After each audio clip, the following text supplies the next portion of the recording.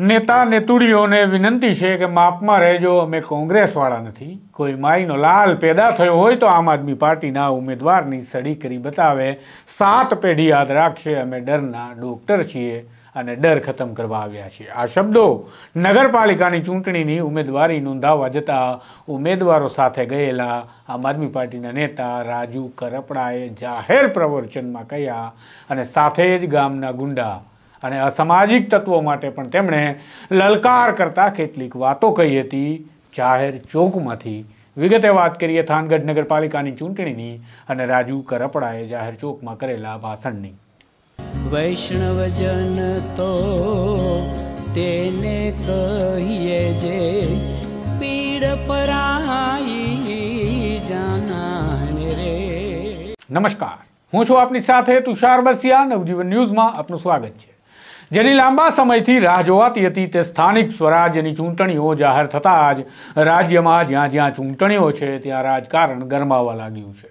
एवामां चूंटणीओ माटे उमेदवारो पण फॉर्म भरवा थनगनी रह्या छे त्यारे हवे आवतीकाले उमेदवारोने फॉर्म भरवा माटेनो आखरी दिवस छे, माटे तमाम राजकीय पक्षो पण तड़ामार तैयारीओ करी उमेदवारी नोंधाववानी प्रक्रियामां लागी गया छे। त्यारे આજરોજ સુરેન્દ્રનગર થાનગઢ નગરપાલિકાની 28 બેઠકોની ચૂંટણી માટે ઉમેદવારો ઉમેદવારી નોંધાવવા માટે ઉમટી પડ્યા હતા અને આ સમયે आम आदमी पार्टीना उम्मीदवारों साथे उम्मीदवारी नोंधाववा राजू करपड़ा पण पहोंच्या हता अने दरमियान तेमणे असामाजिक तत्वोने जाणे सानमा समजावता પડકાર फेंक्यो होय तेवुं जाहेरमां शब्दोनुं उच्चारण कर्युं हतुं अने भाषणमां तेवी वात करी हती। राजू करपड़ानुं ए भाषण सांभळो के जेमां તેમણે खुलीने कह्युं के आपना कार्यक्रम के कार्यकरनी सड़ी करी छे तो तमारी 7 पेढ़ी याद राखशे एटलुं समजी लेजो। बाद में बात करिए थानगढ़ में राजकारण और नगरजनों ने पड़ती मुख्य समस्या और मुश्केलीओनी। पण सौथी महत्वनी बात जे थोड़ा दिवसथी अमे थानगढ़ में फरीए छीए तो अमने जे जाणवा मळ्युं, लोको पासेथी माहिती मळी के भाई अहींया तो डरनो माहौल बहु छे। आवुं सांभळ्युं छे तमे? डरनो माहौल बहु छे। अमे थानगढ़ना लोकोने कहेवा आव्या छीए के डरना डॉक्टर अमे छीए, जड़मूळथी खत्म कर देवानी जवाबदारी अमारी। थानगढ़नी अंदर उद्योगपतिओने कहीए छीए के लुखागिरी नामथी बंद कर देवानी जवाबदारी लेवा माटे आव्या छीए। अहींया 30 वर्षथी भाजपना नेताओए जे भ्रष्टाचार कर्यो छे एने उजागर करवा आव्या छीए। एनी साथे महत्वनी वात करूं, एक पण मायनो लाल पैदा थयो तो आम आदमी पार्टीना कार्यकर्तानी होळे करीने बतावे। अहींया जेटला पण नेता नेतुड़िયું છે આ તમામને વિનંતી કરીએ છીએ, અમે કોંગ્રેસ વાળા નથી, માપમાં રહેજો। અહીંયા કોઈ ધમકીઓ આપવા નથી આવ્યા, પણ એક વાત કાયદાકીય ભાષામાં રહીને કરીશ કે થાનગઢની અંદર ખંડણીખોરીઓ હોય, લુખ્ખાઓ હોય, એના ત્રાસથી થાનગઢમાંથી સારા લોકો વેપારીઓ ગામ છોડીને જતા રહે। મારી વાત સાચી કે ખોટી? આ તમામ લોકોનું રક્ષણ પૂરું પાડવાની જવાબદારી આજે પીપળાવાળા ચોકમાંથી આમ આદમી પાર્ટી લઈ રહી છે। જે લોકો અહીંયા મારી વાત સાંભળે છે, જે સોશિયલ મીડિયાના માધ્યમથી સાંભળે છે, એને પણ કહીએ છીએ અને જે લોકો ભાજપના ડરથી આજે ઘરે બેઠા છે એને પણ કહીએ છીએ કે ખુલીને એક વખત બહાર નીકળો। આ રાજુ કરપડાની જવાબદારી છે તમારી સામે ઊંચી આંખ કોણ કરે છે જોવાની। વાત રહી અધિકારીઓની, તો અમે કાયદો ભણીને આવ્યા છીએ, અંગૂઠા સાપ નથી। अधिकारीओने नम्र विनंती करीए छीए के चूंटणीनी अंदर एक पण आम आदमी पार्टीनो उम्मीदवार एनी मीटिंग एना कार्यक्रमोने डिस्टर्ब करवानी कोशिश न करता, नहींतर तमारी 7 पेढ़ी याद राखशे तमे कोनी होळी करी थी। बाकीनी वातो जे छे के अहींया जे लोको मोटी मोटी माइनिंगनी खाणो चलावे छे, जे लोकोए भ्रष्टाचार करीने आज रोड उपर आगळ बंगला कर्या छे, मारी बात साची के खोटी? आज रोड पर आगळ जाओ એટલે બંગલાઓ દેખાય છે આપણને। તો આ તમામ ભ્રષ્ટાચારીઓને કહીએ છીએ તમારો કાળ બનીને આમ આદમી પાર્ટી થાનગઢમાં આવી છે। તમામને વિનંતી કરીશું કે 30 વર્ષથી જે ભ્રષ્ટાચારનો ભોળો થાનગઢમાં લીધો છે એની અંદરથી છુટકારો મેળવવા માટે થાનગઢના ઓવરબ્રિજની વાત કરીએ તો અહીંના સ્થાનિક નેતાઓએ પોતાનો આર્થિક લાભ ખાટવા થાનગઢને 8 વર્ષ સુધી પરેશાન કરવાનું ગુનાહિત કૃત્ય કર્યું છે. એ લોકોને જવાબ આપવાનો સમય બાકી ગયો છે કે ના? તો આપણા બધાની નૈતિક જવાબદારી છે કે જે લોકોએ આ ઓવરબ્રિજના નામે વેપારીઓને હેરાન કર્યા, તાલુકાના લોકોને હેરાન કર્યા, નાના નાના વેપારીઓ, નાના નાના લારી ગલ્લાવાળાને હેરાન કર્યા અને થાનગઢના 2 ટુકડા કર્યા છે ને, એ લોકોને જડબાતોડ જવાબ આવતી 16 તારીખે આપવાનો છે. બધા તૈયાર છો? બીજી મહત્વની વાત, મામલતદારે ડોલું ઢોળી નાખી. ઉપરથી કેસ એવો કર્યો કે રાજુભાઈ અને એમની ટીમે અહીંયા અમારે ત્યાં ગંદકી કરી. અહીંયાથી અધિકારીઓને કહીએ છીએ એક નહીં, તમારામાં તાકાત હોય એટલા કેસ કરજો, તમારામાં તાકાત હોય એવડી જેલ બનાવજો. થાનગઢના લોકો માટે રાજુ કરપડા ને એની ટીમ રાત દિવસ લડશે. કોઈએ ડરવાની જરૂર નથી. અને સિંગલ ફોન કોઈ નેતાનો આવે કે આમ આદમી પાર્ટીના ઉમેદવાર કેમ બન્યા, આમ આદમી પાર્ટી સાથે કેમ જોડાયા, તો એને મારો નંબર આપી દેજો કે રાજુ કરપડાનો સંપર્ક કરી લેવાનો. બરાબર છે?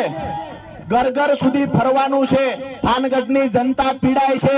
સારું સ્પોર્ટ ગ્રાઉન્ડ નથી. આરોગ્યની વાત કરો તો પૂરતા ડોક્ટર નથી. બજારમાં જઈએ તો ગંદકીના પાણી ઘરમાં ઘૂસી જાય છે.